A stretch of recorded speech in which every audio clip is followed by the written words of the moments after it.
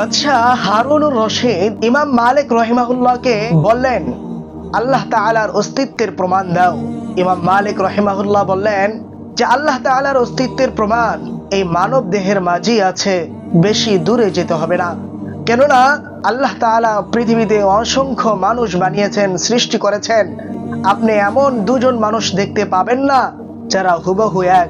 তাদের চেহারার ভিন্নতা আছে, চোখের ভিন্নতা আছে, তাদের হাতের ভিন্নতা আছে, তাদের নাকের ভিন্নতা আছে, তাদের মুখ ও দাঁতের ভিন্নতা আছে, এমনকি প্রত্যেকটা অঙ্গ প্রত্যঙ্গের ভিন্নতা আছে। আল্লাহ তাআলা এভাবে ভিন্ন ভিন্ন করে তাদেরকে সৃষ্টি করেছেন। শুধু তাই নয়, আল্লাহ তাআলা যে হাতের আঙ্গুলগুলো সৃষ্টি করেছেন, এই আঙ্গুলগুলোর মাথায় এক জাতীয় রেখা তৈরি করে দিয়েছেন।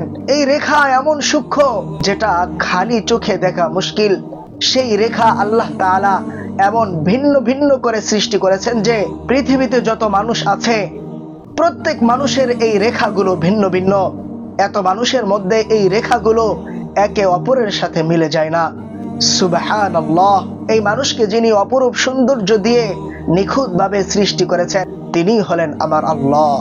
তাই তো আল্লাহ তাআলা পবিত্র কোরআনের সূরা কিয়ামার 3 ও 4 নম্বর আয়াতে বলেন, আয়াহসাবুল ইনসানু আল্লান নাজমা'a 'ইযামা বালা কাদিরিনা আলা আন নুসাউইয়া বানানা।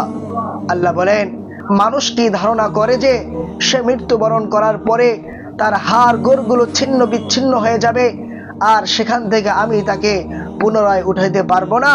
এটা কি মানুষ ধারণা করে? এই ধারণা করা তার ভুল। বালা কাদিরিনা আলা আন নুসাউইয়া বানানা, আমি মানুষকে তো উঠাবোই। শুধু তাই নয়, তার আঙ্গুলের যে ডগাটা আছে সেই আঙ্গুলের ডগাটা পর্যন্ত আমি উঠাবো।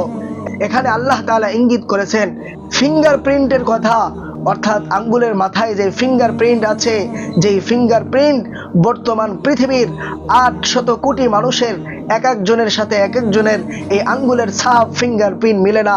সেই ফিঙ্গারপ্রিন্ট সহ আল্লাহ তাআলা মানুষকে কিয়ামতের দিন উত্তোলন করবেন।